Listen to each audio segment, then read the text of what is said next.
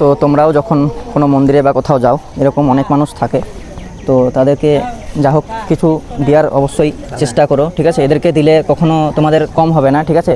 10 টাকা 5 টাকা যেটাই পারো। Hello guys, welcome back to my YouTube channel WB50 rider. आज का ब्लॉग सीधा अपना रूम से स्टार्ट हो रहा है और अभी का टाइम देख सकते हैं 5:47 हो रहा है मॉर्निंग का। तो अभी हम लोग निकल रहा है एक टेंपल के लिए, चिका तिरुपति बोल के। तो अभी चलते हैं उधर और आप लोग को जाके दिखाते। और देख सकते आज राइडिंग जैकेट भी पहन लिया, क्योंकि ये कुछ दिन पहले ही मैं न्यू लिया था, उसके बाद पहना नहीं था। तो आज सोचा ये पहन के चलते हैं और आप लोग को भी थोड़ा दिखाते हैं कैसा लुक आ रहा है।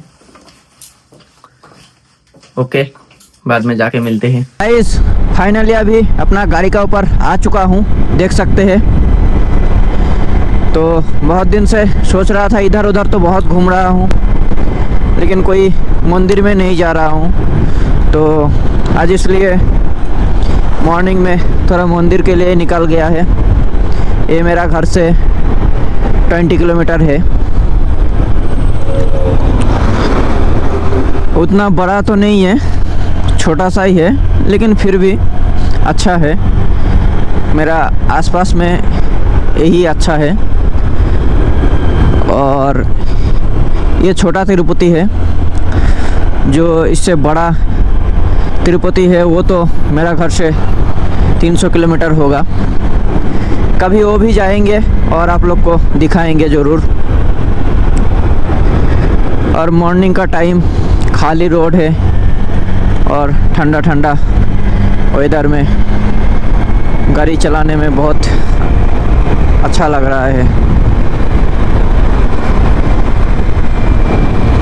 देख सकते हैं आप लोग को देख के कैसा लग रहा है कमेंट कीजिए। और आप लोग के साथ कुछ बातें भी शेयर करना है, इसलिए सोचा आज मंदिर में ही जाते हैं। अच्छा सा लोकेशन है और वहीं पे जाके कुछ बातें शेयर करना है। बहुत आदमी मेरे को पूछता है बहुत कुछ, तो सोचा वही अच्छा जगह होता है ये सब बताने के लिए। तो इसके लिए जल्दी जल्दी निकल गया है। A few moments later. तो गाइस अभी फाइनली पहुंच चुका हूं चिक तिरुपति, देख सकते हैं पीछे है। ओके, आप लोग देखिए इधर मेरा स्कूटी पार्किंग कर दिया है। तो अभी अंदर जाना है और इधर पूजा का सामान मिलता है बहुत कुछ। तो जब आया है तो सोच रहा है पूजा करके ही जाएंगे। तो अभी कुछ ले लेते हैं पूजा के लिए, उसके बाद अंदर चलेंगे। सुबह में एक कस्टमर आया, ऐसे ही वापस चला गया। ओके, हाँ आप बोला इसलिए मैं ले लेते हैं। ओके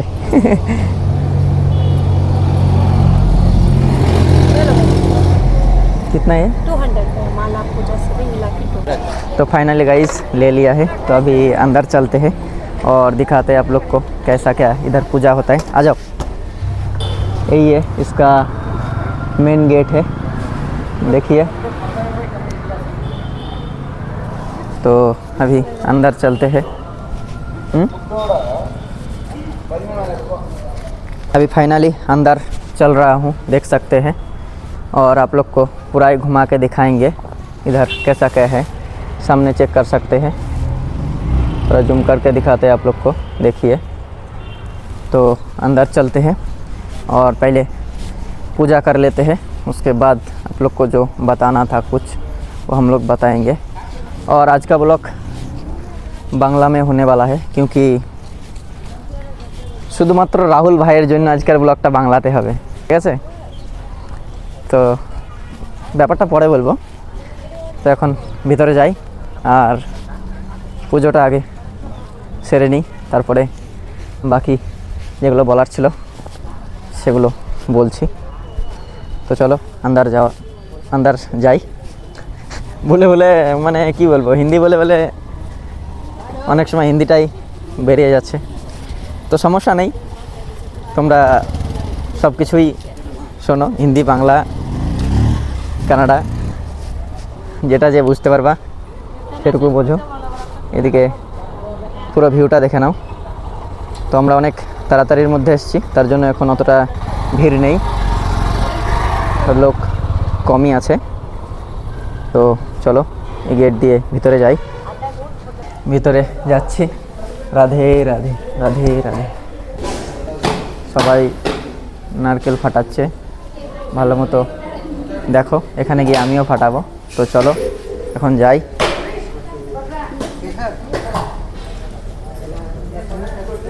আর তোমাদেরকে ঘুরিয়ে দেখাই। তো গাইস, আমি বললাম যে এখানে নতুন ফার্স্ট টাইম এসেছি, ভুলে ওইদিকে যাচ্ছিলাম। তো তারপরে একজন বলল যে এখানে আগে নারকেলটা ফাটাতে হবে, তারপরে ভিতরে পুজো হবে। তো চলো ফাটাচ্ছি, দেখা যাক এই পাতলা বডিতে নারকেল ফাটাতে পারে কি পারে না।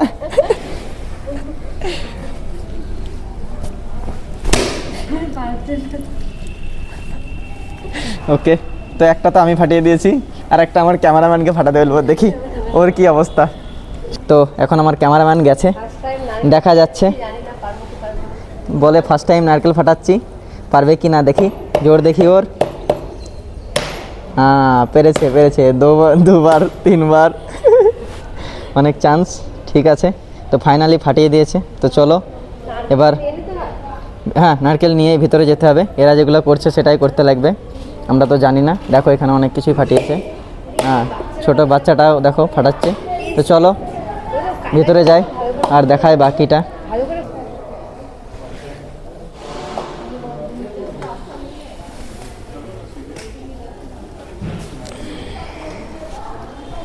তো তোমাদেরকে ভালো লাগলে লাইক কমেন্ট করো।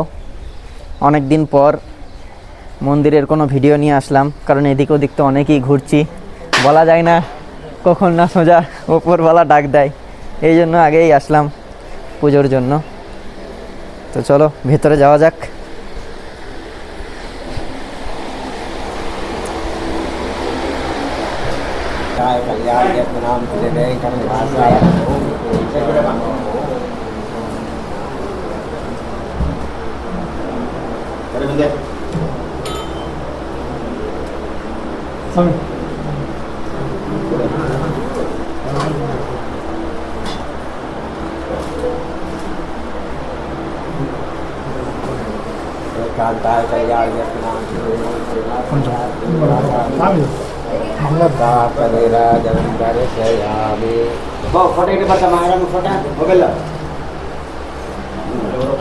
अभी पूजा हो चुका है, बाहर आ चुका है, और बाहर अंदर में बहुत कुछ हो चुका है। आप लोग को बाद में वीडियो दिखाएगा। मेरा मोबाइल भी ले लिया था, उधर अंदर अलाउ नहीं था, तो मेरा मोबाइल मतलब छीन लिया था।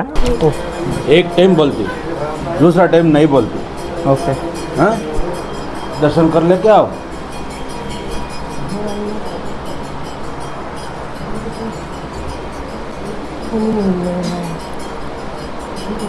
क्या है, हर जगह में अलाउ नहीं करता है ना, कैमरा तो अलाउ नहीं करता, अभी मोबाइल भी अलाउ नहीं कर रहा है। तो मोबाइल ले लिया था, तो अभी तो मिल चुका है। तो चलिए अंदर और दिखाते हैं क्या है। तो इधर देख सकते हैं लड्डू है, प्रसाद देख सकते हैं, कितना कुछ है। हम लोग किधर से किधर आ गए हमको पता नहीं चल रहा है। अंदर जाना था, आउटसाइड आ गया लग रहा है। তো দেখো মন্দিরের ভেতরে অনেক বাচ্চাদের জন্য অনেক কিছু খেলনাও রাখা হয়েছে, দেখতেই পাচ্ছ। আর আজকের ব্লগটা সব কিছু মিশিয়ে বাংলা, হিন্দি, কানাডা সব কিছুই হবে। তো কানাডা তো অতটা পারি না, অল্প অল্প পারি। তো ঠিক আছে, আর ভেতরটা বাকিটা ঘুরিয়ে দেখাই। তো দেখো কত সুন্দর মন্দিরটা, দেখতেই পাচ্ছ।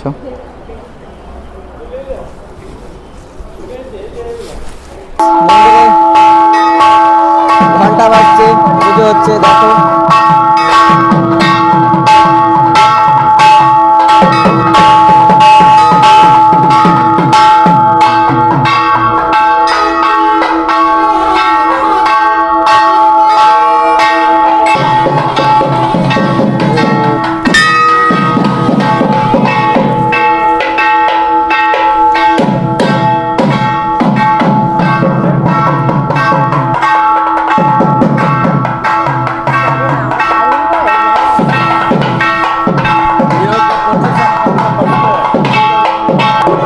8টা 20 বাজে তো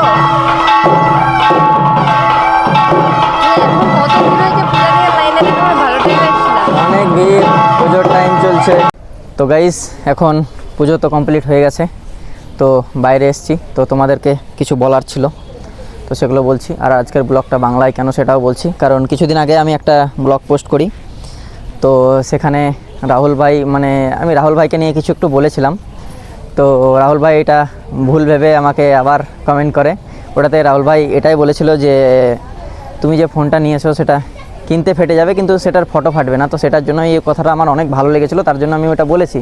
কিন্তু রাহুল ভাই এটা ভুল ভাবার পরে আমাকে আবার একটা মেসেজ করে, আর মেসেজ করে আমাকে কি বলে, মেসেজ করে এটাই বলে যে তুমি ওই ভিডিওতে কথাগুলো আমাকে বললে বলো, এটা বলেছিলাম বলে খারাপ ভেবেছো নাকি? তুমি ভেবো না তুমি ফোন কিনেছো বলে আমার হিংসা হচ্ছে, আমি ওটা মজার ছলে বলেছিলাম বুঝলে। আর একটা কথা, কারোর উন্নতিতে আমি বা আমার বাড়ির লোক কোনো দিন হিংসা করি না, তুমি তো আমার বাড়ির লোককে ভালো করে চিনো। তো দেখো ভাই, এটা বলেছো ভালো করলা, কারণ তুমি ভুল ভেবেছিলা তার জন্য বলেছো। আর তুই এটা ভাবলি কী করে যে আমি তোকে এরকম মানে কিছু খারাপের জন্য বলবো? তোর কথাটা অনেক ভালো বলেছিলি, তার জন্য আমি ওটা ব্লগে দিয়েছিলাম, ঠিক আছে? কারণ মানে তুই আমার ভাইয়ের মতো, ছোটোবেলাকার ফটোগ্রাফার, সব কিছু এত সুন্দর সুন্দর ফটো তুলে দিতিস, এত কিছু করে দিতিস, তা তোকে আমি এরকম কিছু খারাপ বলতে পারবো? এখন থাকলে তুই আরও কত সুন্দর সুন্দর আমার ভিডিও বানিয়ে দিতিস, কত কিছু করে দিতিস, কিন্তু তুই গ্রামে আমি বাইরে। তো এটা না রে, তুই কথাটা অনেক দামি কথা বলেছিলিস, ফোনটা কিনতে সত্যিই ফাটবে কিন্তু এটার ফটো ফাটবে না, এটা একটা মানে দামি কথা। তো এটার জন্য ভুল ভাবিস না। আর যদি রাহুল বলে না, অন্য কাউকেও যদি আমার মানে ভিডিওর কোনো কিছু খারাপ লাগে তো সে আমাকে ডাইরেক্ট মেসেজ করে বলো, কারণ এখনকার যুগে মানুষকে খারাপ ভাবতে বা ভুল ভাবতে বেশি টাইম লাগে না, বা কাউকে ভুল বোঝাতে, ঠিক আছে? তো রাহুল ভাই এটা ভুল ভেবেছিল, তার জন্য আমাকে মানে মেসেজ করে বলেছে, তার জন্য রাহুল ভাইকে থ্যাঙ্কস।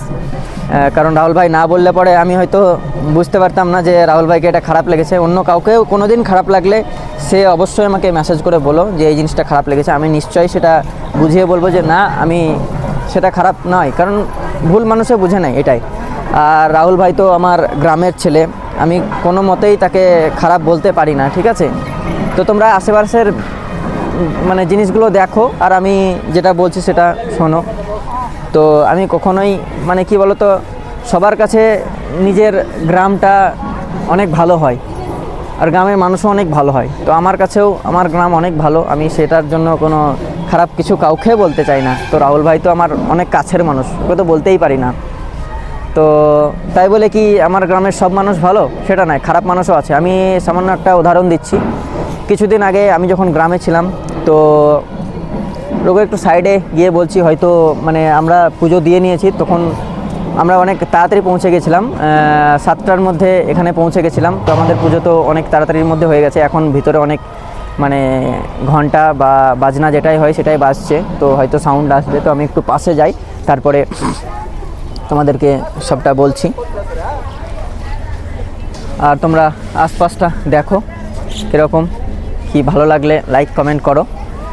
তো যেটা বলছিলাম, তো যখন আমি গ্রামে ছিলাম, তো কিছুদিন আগে একটা মানুষ মানে আমার মায়ের বান্ধবী মেনে নিতে পারো, তো খুব কাছের মানুষ, কাছের বান্ধবী, তো মায়ের জন্য এত খারাপ কিছু বলেছে, এত খারাপ নোংরা ভাষা, মানে বহুত কিছু বলেছে, ঠিক আছে?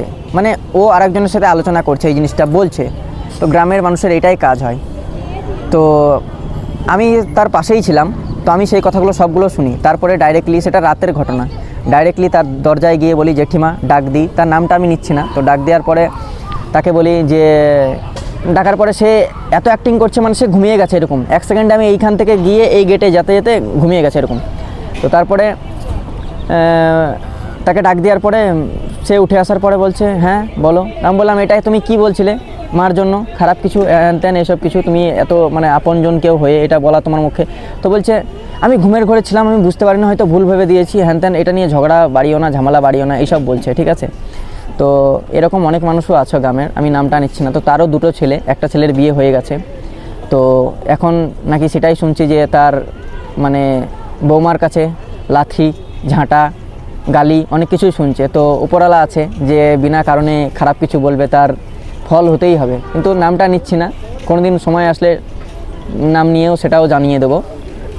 তো এটাই, গ্রামে অনেক রকমের মানুষ থাকে, কি বলবো, কিছু বলার নেই। তোমরা আশপাশের মেলাটাও দেখতে পারো, দেখো এখানে অনেক কিছু মিঠাই আছে, আর এদিকে ঠাকুরের অনেক কিছুই জিনিস ছোট বাচ্চাদের জন্য আছে। তো আমি যেটা বলছিলাম, তো তারপর আরেকটা কথা, রাহুল ভাইয়ের ইনস্টাগ্রাম আইডিটাও মানে কি বলবো সাসপেন্ড হয়ে গেছে, সেটা আমি রাহুল ভাইয়ের কাছেই শুনেছি। তো সেটার জন্য অনেক খারাপ লাগছে, তো পার্মানেন্টলি ডিলিট।